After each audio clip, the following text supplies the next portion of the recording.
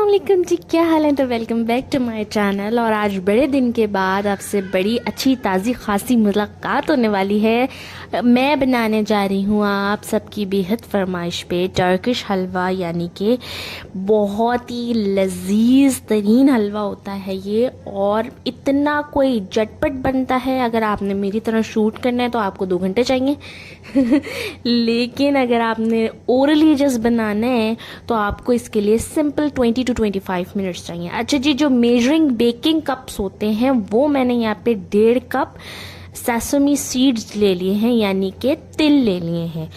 तिल तो बहुत ही ज़्यादा आपकी हेल्थ के लिए बहुत ही ज़्यादा फ़ायदेमंद होते हैं। अच्छा जी, यहाँ पे वीडियो ज़रा थोड़ी सी प्रोलॉन्ग है क्योंकि इसमें कहीं कहीं बहुत सारे मेथड्स हैं जिनको आपने समझना है। अगर आपने वो स्टेप्स कर लिए तो you almost done with your recipe. Otherwise अगर आपने वो फॉलो नहीं करे तो कुछ ना कुछ मिस्टेक हो जाएगी। अच्छा जी, सेसमी सीड्स को यहाँ पे मैंने तारे की आंच पे ना भूनना है।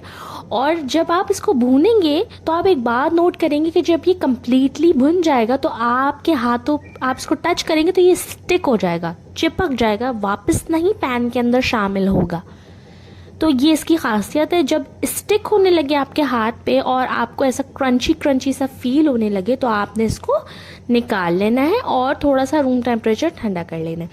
अच्छा जी, यहाँ पे आपने मिक्सी ले लेनी है, कोई भी जार ले लेना है, कोई भी क्रशर ले लेना है। यहाँ पे मैंने अपनी सासू माँ का जो है वो मिक्सी ले ली थी और ये बड़े मज़ेदार से मज़े की चलती है, मतलब इतनी ज़्यादा कोई मज़ा आता है इसको चलाने में। अच्छा जी, 1/2 कप मैंने इसमें ऑयल शामिल किया है। वही मेजरिंग कप्स हैं यहाँ पे। ये मेरा ओरली ब्लैक वाला कप नहीं है, ये बेकिंग कप है, तो इस बात का आपने ध्यान रखना है। अब चूल्हा तो आपका हो चुका है बंद।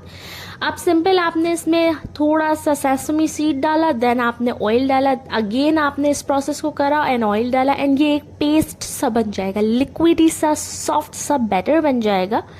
उसके बाद आपको मैं बताती हूँ कि आपने क्या करना है। अच्छा जी, ये सऊदीया के भी मोस्ट फेमस डिश है, तो इसको कहते हैं सऊदीया में ताहिनी हलवा, यानी अल नखला। तो ये अरबी का वर्ड है और ये अरबी ही डिश है। टर्किश में भी ये टर्की में भी बहुत खाया जाता है और सऊदी में भी खाया जाता है। जो भी अरब कंट्रीज़ हैं, ईरान है, इराक है, उधर ये काफ़ी ज़्यादा लाइक किया जाता है। अच्छा जी, वही बेकिंग कप आ गया। अगेन पाउडर शुगर लेनी है आपने, बिल्कुल फाइन पिसी हुई शुगर लेनी है और इसको छान लेना है। ऐसा नहीं है कि आपने पिसी हुई शुगर ली और डायरेक्ट उसमें डाल दी कि चले मैं ये तो पिसी हुई है। No, not at all. You suppose to be do this process once a time और आपने इसको बिल्कुल फाइन पाउडर जैसा फॉर्म कर देना है। उसके बाद आपने इसमें स्वीट मिल्क पाउडर ऐड करना है। नीडो ले लें हैं और अलमराई ले सकते हैं आप, उसमें भी पाउडर फॉर्म आता है। मैंने यहाँ पे नीडो लिया है, ये भी 1 कप है। अच्छा जी, अब हम इसमें सिंपल ऐड करेंगे ये हमारा जो बैटर है, इसको हम इसके अंदर ऐड करेंगे एंड देन अब हम इसको हाथों की मदद से गूंदेंगे। अच्छा, अब आपको गूंदने के बाद जब आपके हाथ में ये बनने लग जाए, लाइक कबाब टाइप हो जाए, तो it means it's okay, it's done, perfectly done. अब आपने ले लेना है पिस्ते और अब आपने एक कंटेनर ले लेना है। मैंने यहाँ प्लास्टिक कर लिया है और अब आपने इसको ऑयल से ग्रीस करना है, इसमें पिस्ते डालने हैं और इसको सेट कर लेना है।